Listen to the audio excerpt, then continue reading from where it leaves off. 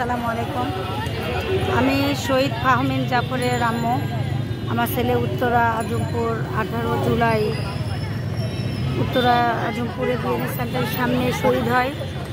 আমার ছেলে আন্দোলনের শুরুতেই বের হয় এবং আন্দোলন করা অবস্থায় সে স্লোগান দিচ্ছিল। ইতিমধ্যে পুলিশ তাকে ডেকে গুলিবিদ্ধ করে এবং ছেলে জীবন রক্ষার্থে একটা সিঁড়িতে গিয়ে পড়ে।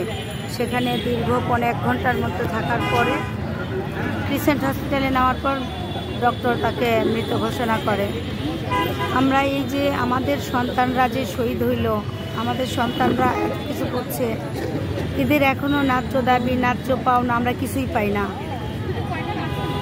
আমরা বিচার নিয়ে সংশয়, আমাদের সন্তানদেরকে আমরা হারিয়ে যতটা কষ্ট পাচ্ছি, দেশের মানুষ যতটা মনে করেছিল যে আমাদের সন্তানরা এই দেশে নেমে দেশ স্বাধীন করছে, আদৌ আমরা মনে হয় স্বাধীন দেশ আর নতুন বাংলাদেশ কোনোটাই এখনও পাইনি।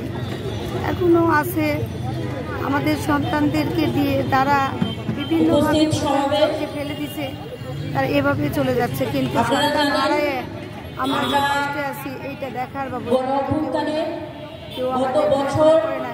হয়তো আমরা জুলাই শোনা পাচ্ছি, জুলাই নিয়ে এই আপা আমাদের স্বামী সীমা আরও যারা কাজ করছে এরা কঠোর পরিশ্রম করছে, কিন্তু এদের চাইতে কিছু করছে তাদের ধোয়া এখানে প্রত্যেকটা প্রোগ্রামে ডাকা হয় গুনে প্রথম কয়েকজনকে, কিন্তু অন্য আরও 10টা মা বাবা তারা কিন্তু সকল প্রোগ্রামে যাওয়ার সুযোগ পায় না, সকল উপদেষ্টাদের সাথে কথা বলার সুযোগ পায় না, সকল জায়গায় যাওয়ার সুযোগ পায় না।